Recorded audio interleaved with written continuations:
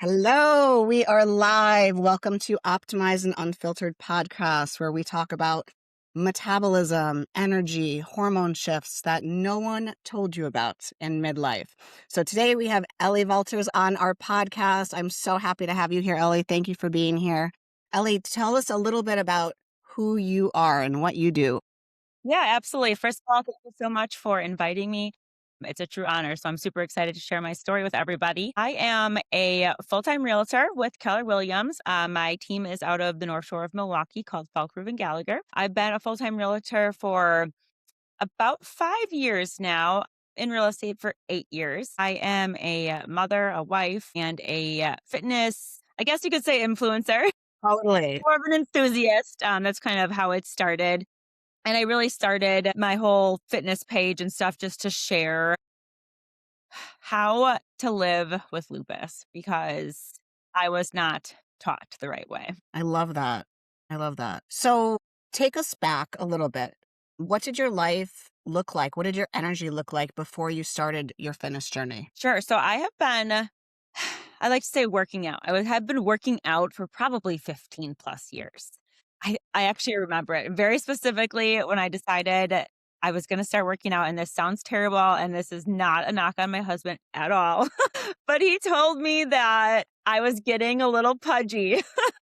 Wait, when was that? How many years ago? I think I was like 25 maybe. Oh my gosh. So, I can't imagine you ever looking pudgy, but I mean, to be honest, I was eating poorly. I was drinking heavily. Like did look pudgy.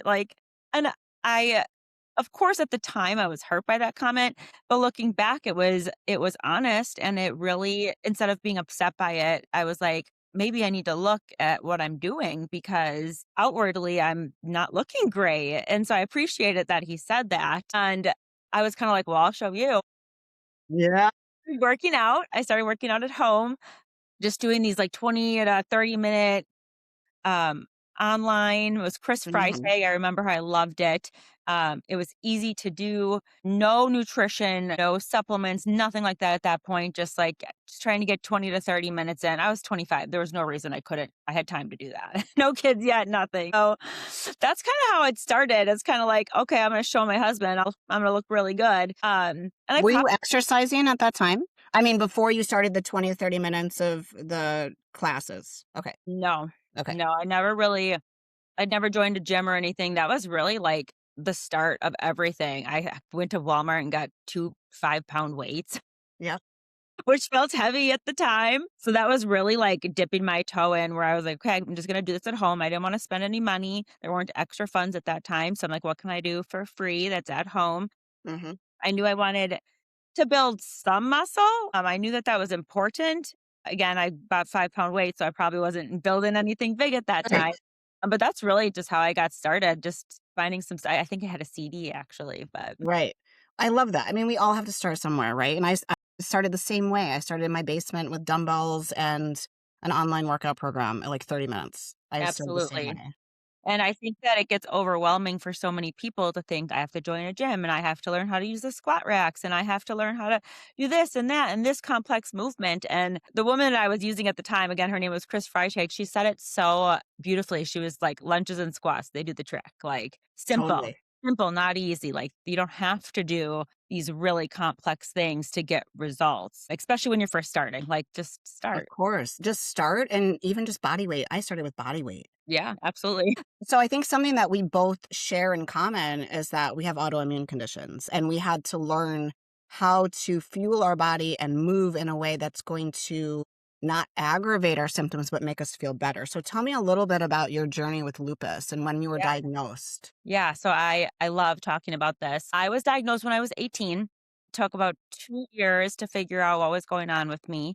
I was 16 and in a good amount of pain, enough where we went to multiple specialists to try to figure it out. It wasn't a really well-known disease at the time. I was getting dismissed as, you're fine, you're making it up, you're sleeping on your wrists weird. I mean, I couldn't use my steering wheel. I was having trouble taking off my clothes.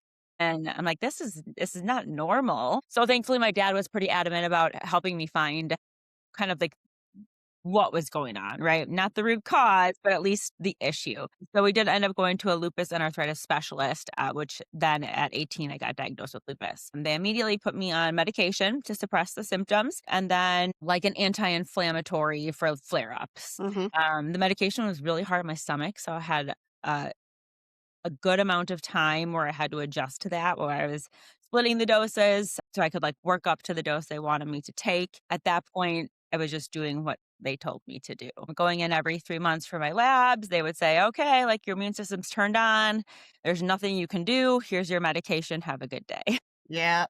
Yeah. Typical So, conventional medicine. So then yes. what, I guess, what was making were your symptoms, what's the word I'm looking for? Were they manageable at this point, or were you still in pain? I was definitely still in pain. I would say from 16 to probably 28, I was in pain almost every day. And some days were worse than others. You know, I could still move. I looked healthy on the outside. No one knew, which always sometimes made it worse because I'm like in the inside, I'm screaming. Totally. The outside, I look perfectly fine. So the symptoms were bad then. I would go on and off the medication. They really told me nothing that I would do would help. They said working out wouldn't help, my diet wouldn't help, Mhm. which we know is very, very false. You were still in pain? Yeah, okay. Yeah. So then after I had my daughter, which I had HELP syndrome, so because of my lupus Wow. condition, so she came really early. It was an emergency C-section. It was pretty traumatic. My doctor at the time recommended I don't have any more children because it was likely going to go the same way, which was okay. I really wanted to be a mother and have one child. So I was blessed with her and I was going to just keep that the way it was. But actually, after I had her, I felt much better, which was great. Hmm. And I know that that is kind of the opposite for a lot of women living with lupus. After they have a baby, they get worse. So that was kind of a surprise to my doctor. And then I stopped going to the doctor for a while. Again, I really wasn't taking care of myself appropriately. I obviously stopped drinking when I was pregnant, but then after I had my daughter, I started drinking again. Mhm. And I think that there is no amount of alcohol that you can drink and not feel inflamed. Totally. And I didn't Totally. know it at the time, you know, and so I'm consuming alcohol, I'm not eating the right foods, um, and little did I know that that was just, like, making my symptoms so much worse. So much worse. Absolutely. So at what point were you like, okay, something has to change? I have to either change my nutrition, my exercise, I have to stop alcohol. At what point did you make that decision? Yeah, so, I think so again, I was kind of working out this whole time. I would get up in the morning, although I felt usually terrible, make myself go to the gym, which is actually how we met, Yeah.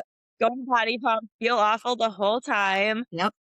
Partly being hungover, partly inflamed and in pain, but still just, like, feeling like I'm like, I have to do it." So the biggest change for me was definitely deciding to stop drinking alcohol. Without that, I would not be where I am at all. So I stopped drinking about 5.5 years ago now, kind of right in, like, the thick of COVID, right? We're all stuck at home. I had a great neighborhood, all the friends everyone was home all the time, which just made drinking easier and more accessible, like, and I didn't need it to be easier for me. And I just got to this point where I was just feeling very anxious about it. Like I just didn't want to be doing it anymore, but Mhm. that's all I wanted to do. And I like felt very, very controlled by alcohol, which was really starting to scare me. You know, I had a 3-year-old and I didn't want her to grow up with a mom who was more concerned about drinking than going to her school events. So it was definitely a hard decision for me being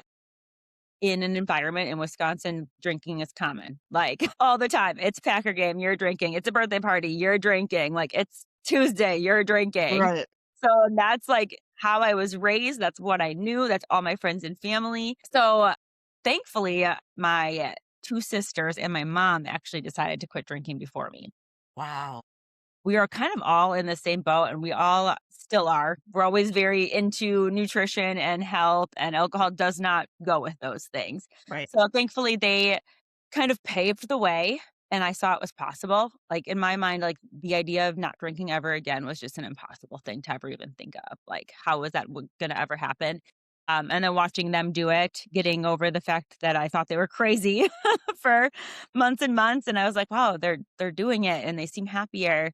So it gave me a little bit of hope that I could do it too. I'm not in any sort of like AA thing. I don't associate as an alcoholic, but they were definitely my support system, which I really, really needed. But without stopping drinking, I just wouldn't have been able to have the right mindset, the right energy, the lack of inflammation. I mean, just all the terrible things that alcohol does to you. Like it was really, really weighing me down. So that was the big turning point where I stopped drinking and then I started to feel good. And when Mhm. you feel good, you're like, hey, well, maybe I can do X, Y, and Z. And how can I feel better? Yeah. Like once you realize it's possible to feel better, then there's a lot of hope and encouragement there. I love that, and congratulations on your Thank you. sobriety. It's not easy to do, and believe me, I live in that environment. I went through that same path. I went, all of our family and friends drink, and I grew up with family that drinks, and it was known as the norm. It was the norm. That was my norm forever. And it wasn't until I started bodybuilding where my coach was like, "You can have 1 to 2 drinks a month." And then I'm like, "Well, what's the point? You might as well just not." And then so then I would, like, once a month, I'd go out and have a glass of wine or 2, and then I'm like, "Oh, I don't feel good." And I would notice immediate inflammation. The next day, have more brain fog, I'd be more fatigued, I'd be more achy, and I'm like, "It's not even worth it."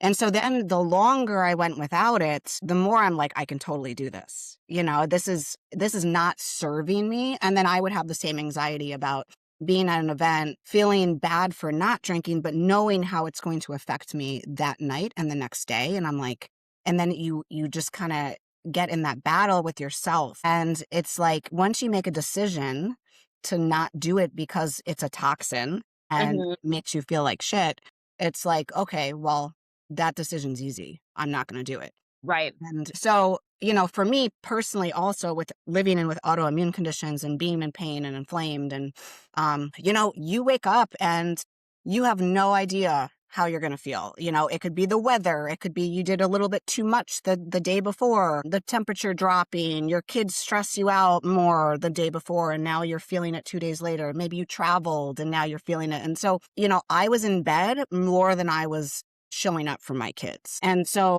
when I decided to stop drinking, it was like I wasn't in bed anymore all weekend. I wasn't having autoimmune flares anymore. Yeah. So it made a huge difference. I I it's I want to congratulate you because it's not an easy thing. Yeah.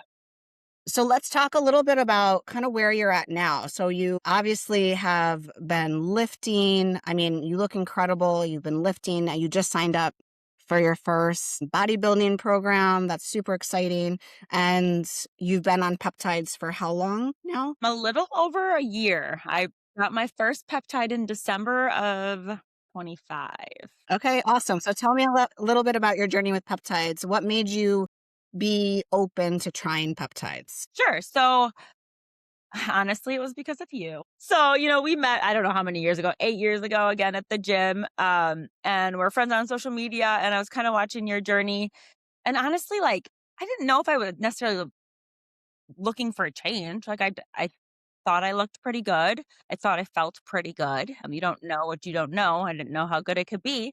But I kind of watched your journey, and we'd communicate about some stuff. And then all of a sudden, like I saw a really big shift in you. And I was like, what's she doing? What's she taking? Because I want some of that. Yeah. And honestly, that was like the very beginning of like ever hearing about peptides. Like I'd heard about a GLP-1 and all the horror stories, just like everybody else hears. So when you mentioned peptides, that's all I knew. I was like, oh, I don't know if I want to do that. Like that sounds like I'm going to lose all my hair and lose all my Right. muscle and lose my butt and be sick. And I'm also like 130 pounds. I probably don't need a GLP. And then you kinda educated me on the fact that there are different types of peptides, and depending on what your goals are, you can take different peptides for those goals. So I started with Sermorelin, which I call my gateway peptide. Yeah. So I told you what my goals were. I wanted to work Hmm. on building more muscle, and I wanted to work on getting rid of a visceral fat around my belly. So that was the one that you recommended, and I started with that one. And honestly, I was such a huge baby. I thought it was so scary. To do an injection seemed wild to me. Like I'm a heroin addict in the bathroom with my needles. Now it's so normal. Like You're like brushing your teeth and injecting your peptide at the Yeah, same time. yeah. I'm like, it's no big deal now. It just was, like anything, like, I think, when vitamins came out, people probably thought that was weird that they were taking these, like, crushed up things and like, plastic Totally. coating, like, it's new, and when it's new, it's foreign and feels weird. But I'm so, so glad I tried it, like, I can't imagine my life not using peptides. For sure. So obviously you've kind of progressed with your peptide transformation, and I've definitely seen the transformation in your body too. So you started with Simorlin, then what have you tried, or what's your go-to stack right now? Yeah, so after Simorlin was, a GLP. So, I love the Simorlin, and I do cycle that one on and off. Actually, I use the Tesamorelin, Ipamorelin. Hmm. But then I was like, I really wanna lose, like, some fat. Like, I work out a lot, and I'm not seeing the muscle. Mm. So that was like, some days I would work out 2 hours a Hmm. day, and, it's like, why am I not getting these results? And I watched you, and I'm like, "But you're getting the results. What are you doing?" Also, I think you were prepping for a competition. Um and then you talked to me about a GLP-1, and I was like, "Okay, well, I guess I'll try that," because the option was to do a microdose. Obviously, I didn't have a ton of fat or weight to lose. I'm kind of was in that, like, 10-pound range that would have been ideal for me. Uh, so I was like, "Okay, I'll give it a shot," and honestly, like, this stuff literally blew my mind. Hmm. I remember it so, so well. I was going on spring break. I got the peptide. I took my first injection. I brought it with me to Texas, and I'm on the beach, and I was like, "Holy shit, I look really good." What's happening? Seriously, like, I feel like the inflammation Yeah. melted off my body. And it didn't dawn on me that it was even the GLP, because I'm like, "There's no way that that works that fast." Yeah. And, I don't think that's necessarily the results for everybody, but I do Right. feel like the majority of the people I talk to do find a similar experience. For sure. But honestly, like, it literally just, like, inflammation was gone. And I didn't know that I was that inflamed. Yeah. Again, I didn't know No what I one does. and then yeah, when it was gone, I was like, "Whoa," because it's not like I lost Right. that much fat in, 4 days. Right. Right. So, I was like a believer after that. I was this really works. So, I just went into getting more education, watching like YouTubes that I could find about it, good and bad. Like, I want to be educated on both sides, right? Like, what are the risks? What are the rewards? And is it something that I'm willing to do? And then since then, I have used pretty much all of the peptides that we offer at LEMD. Hmm. Um, besides, like, maybe glutathione, which is on my list. But once you find out how well they work, Totally. I mean, why would you not why would you not wanna use them? Well, So I you would say yeah. oh, sorry, go ahead. Well, you try them and you're like, "Wow." Like, I think like the NAD+, I mean, that one blows my mind because I just took it yesterday, and I'm like, and I'm on the tier 2, so I take 80 units instead of 40 units, and I took it and I had, like, so much energy within 30 minutes, and I had all day energy. And so I'm showing up better for my kids, I'm more productive with work, I'm, multitasking with all the things that I need to do, whereas, you don't even realize, I don't wanna say how bad you feel, but you just kinda normalize being fatigued, and then it's like you start on a peptide and you're like, "I feel amazing." And so it's like, why wouldn't you take it? Absolutely. I have that very similar experience with NAD. Alternatively, you do kind of get used to that energy when you're taking it, right? And then you're like, "Oh, I feel great all the time." And then you cycle off of it and you're like, Yeah, "Oh, wait a minute. Now I'm right? tired at 2 PM again, and 100%. I just wanna take a nap." Yeah, and so a lot of people ask me, do I once I start peptides, I'm gonna have to be on them forever, and I don't wanna be reliant on something. And the thing is, you don't have to be reliant on it. It's just we take them because we wanna feel optimized, and we wanna show up at our highest potential each and every day, and we wanna look our best, we wanna feel our best, and so we are gonna be taking peptides, It's not like, something where you can certainly function without them. It's not like alcohol, and it's not like, but, if it optimizes our body, it's like, why wouldn't you take it? And Yeah, you feel the best on people it. I tell people all the time, like, "You only have one life." Like, don't you wanna feel Exactly. the best? Like, I'm 39 years old. I'm not, like, looking to be tired and inflamed and No, exhausted all the time. Like, if it's something that's gonna help me, like, I am definitely all about trying it, especially for how active I am. for sure. Gosh, I'm so sorry. That's okay. So I wanted to talk to you about the bodybuilding. So what inspired you to start that? Because I know you just signed up with your coach last week or 2 weeks ago. Yeah, yeah, it's been 10 days. I'm kind of Well, proud. congratulations. So I like to try new things. One of the most wonderful things about stopping drinking is you have a lot of not I don't want to say time, but you want to do a lot more things. I would Yes. never want to do any of these things if I was drinking. I would not want to go and run a marathon and I would not want to build my body like it would get in the way of alcohol. So that being said, I really like to just try new things and have a new experiences. And a lot of them do have to do with working out. So doing a competition was never really something I guess planned on or thought I would do, but I get asked probably once a day if I'm Yeah. competing. Yeah. So I guess that kind of planted the seed and I'm like, well, maybe I should. Not like I think it's going to be easy. Um, but I'm very disciplined. I'm very lean. I eat really healthy. So it's like one of those things that was kind of like on my to-do list where I'm like, well, maybe I should give that a shot. Something that was really intriguing for me, honestly, is what goes into it. Like, how are we manipulating our bodies? Like, this is not just a dieting contest. Who can Right. eat Right. littlest to build the most muscle? I'm eating more now than I've, like, ever eaten in my life. Like, I eat more carbs a day than I used to in a week. So, Yeah. that was really intriguing to me to kind of, like, change my mindset, change this way I grew up of do all the cardio and eat no food and then you'll be thin, which I knew was all backwards. So, I'm like, just the learning process of, like, Hmm. what you do when was really intriguing to me. So, it's kind of Hmm. like an education for myself. I love that. I love that. And yes, I think, people, we both watch people in the gym all the time, right? And they're there for probably the same amount of time we are, but they're not seeing the results. And it comes down to what they're eating, which is a huge piece of it. And then it comes down to, the metabolic signals that peptides can offer us that can turn the light switch back on, is how I like to explain it. But the nutrition piece, bodybuilding is really about getting the nutrition and the exercise dialed in to start to obviously build. And obviously, you're not coming in with the intention to build right now because you're already very lean. So, and you've already built a lot of muscle. But usually with bodybuilding, there's phases, right? So you build and then you cut, and then maybe you maintain, and then you build and then you cut and maintain.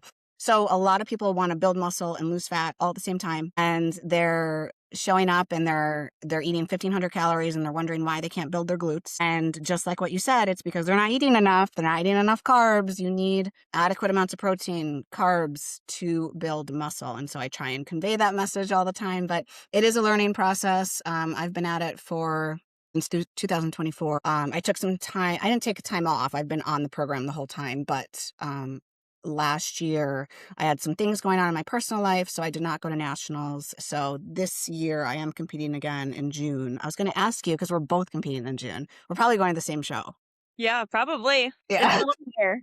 So super exciting. Obviously, I'm here as a resource if you have any questions, and I can't wait to see your transformation. I don't know how much more transformed you can get, but I'm sure you're going to rock Oh, it on stage. Yeah. we've got a building plans. Awesome. Awesome. Well, I just want to thank you so much for being on this podcast. And you are so, you definitely help women. You help women see what is possible in midlife, and you show up in a way that's very authentic and positive and powerful.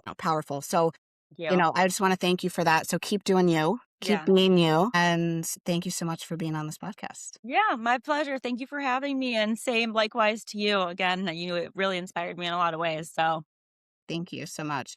So we're going to drop the link for the peptides that Ellie and I use. We love this company. And again, they're pharmaceutical grade peptides.